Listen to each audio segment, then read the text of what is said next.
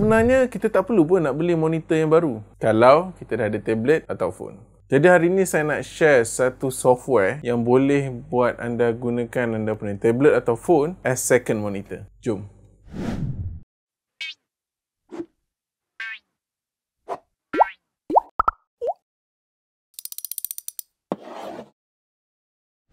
Assalamualaikum warahmatullahi wabarakatuh dan selamat datang ke channel Belajar. Nama saya Faiz dan hari ini saya akan share satu app yang boleh buat anda gunakan phone atau tablet anda sebagai second monitor. So apps yang saya nak share adalah Spacedesk.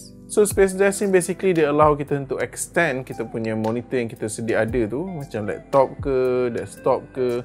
Kita boleh extend display kita yang ada dekat laptop atau monitor tu ke other screens macam phone atau tablet, dengan syarat desktop atau laptop kita kena install apps Spacedesk ni, dan juga kita punya phone atau tablet tu kena ada juga apps ni. Jadi macam mana kita nak guna apps ni? Nak guna dia simple je.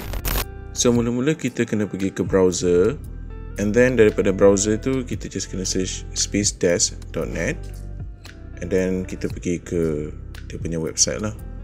On this website ni kita boleh scroll down, dia akan ada info-info pasal apps ni. Tapi dua benda kita kena tahu adalah first primary PC, second adalah client PC. So primary PC mesti Windows punya PC, while client kita boleh guna App Store, Android, Apple ataupun Amazon tab, even HTML5 untuk kita buat dekat browser. Kita juga boleh guna laptop ataupun apa Windows client lain. And then just download software yang kita nak guna based on kita punya komputer. And then after download, kita just kena pergi dekat kita punya program folder, and then just install mana yang perlu lah. Dan kena install version yang kita dah download. Macam saya ada dua sebab saya pernah download before ni, so saya download lagi sekali. So dia ada dua lah. Basically dia update driver tadi. And then that is all for the computer. And then kita just go to kita punya phone ataupun tablet atau apa yang kita nak guna lah. Kita pergi dekat store and then search Spacedesk.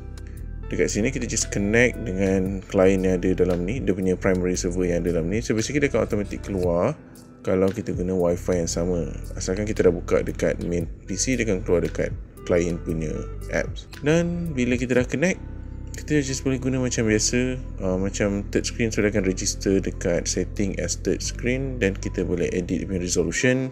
Usually resolution dia limited based on resolution phone. Kalau phone kita ada higher resolution, kita boleh register that resolution. Semua orang pun ada knowledge on how to use the third screen. Basically kita just extend. So kita buka apa-apa, contoh kalau kita buka apa-apa software lah, macam saya buka Netflix ni, saya just boleh drag dia ke sana, dan kita kena pastikan benda tu dekat kanan ke kiri ke, macam kita register dekat setting tadi. Dan kita boleh guna macam biasa. So dia bergantung kepada device apa yang kita guna. Kalau kita guna laptop mungkin dia besar sikit lah. So itu sahaja. So back to the video. So nak guna apps ni sebenarnya sangat mudah macam saya share tadi. Asalkan kita ikut step yang betul, kita akan boleh guna apps ni. Cuma dia ada beberapa pros and cons bila kita guna apps ni. Of course the pros is kita boleh connect kita punya phone atau tablet as second monitor. Kita boleh extend display dia macam saya tunjuk tadi. Dan yang paling best adalah kita boleh buat benda ni wireless without HDMI. So dia sebenarnya sangat useful sebab kita tak bound by wire tu. Most of the time kita ada extra phone atau tablet. So kalau kita nak buat kerja-kerja yang memerlukan extra screen, of course this is the benefit. So kita tak perlu nak beli monitor baru. And then the other pros is kita boleh change screen resolution dia. Cuma of course it's still limited. And the best thing is sekarang dia free for now, of course, sebab dia masih dalam beta version. Saya tak pasti kalau dia dah start fully publish benda ni, masa tu mungkin ada beberapa cons yang saya akan discuss sebentar nanti. Tak adalah sebab dia dah improve kan. Tapi for now it's free. So while it's free, kita boleh guna seboleh-bolehnya lah sebab it's free kan, tak rugi untuk kita try. But of course since it's free, dia ada beberapa benda yang kita kena take into consideration. Saya tak kata dia macam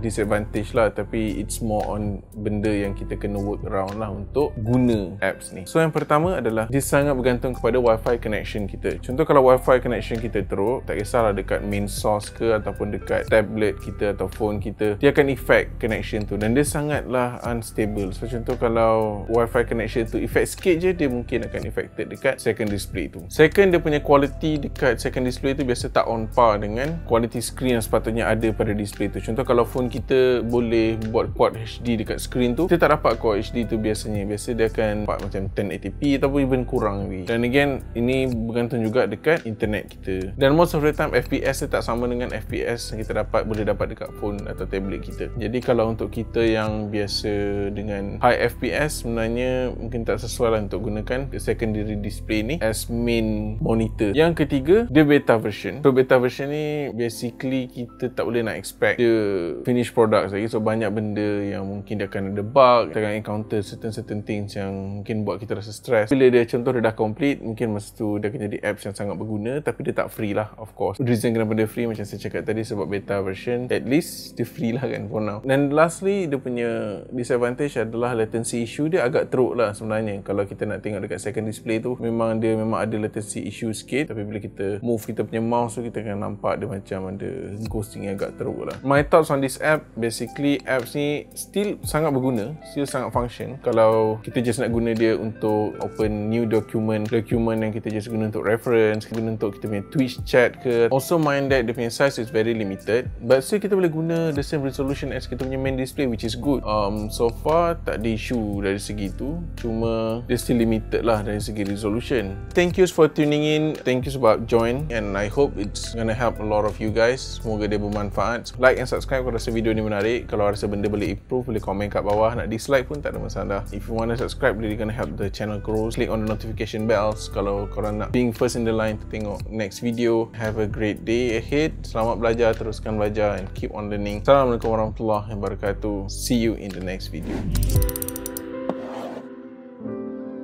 Jadi kalau korang berminat untuk jadikan korang punya laptop as desktop, mungkin korang boleh tengok video yang ni. Kalau tak cukup, mungkin boleh tengok video yang ni juga.